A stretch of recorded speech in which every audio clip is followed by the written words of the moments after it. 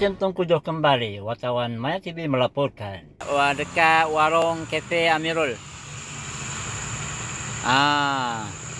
PH Agro. Nampak air termasuk.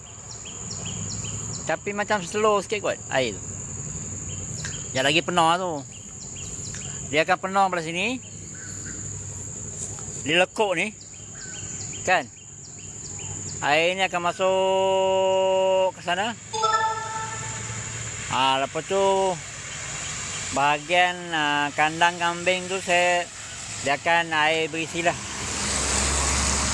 Tapi dengar cerita di Metakak pun dah surut, tak pasti naik ke turun air.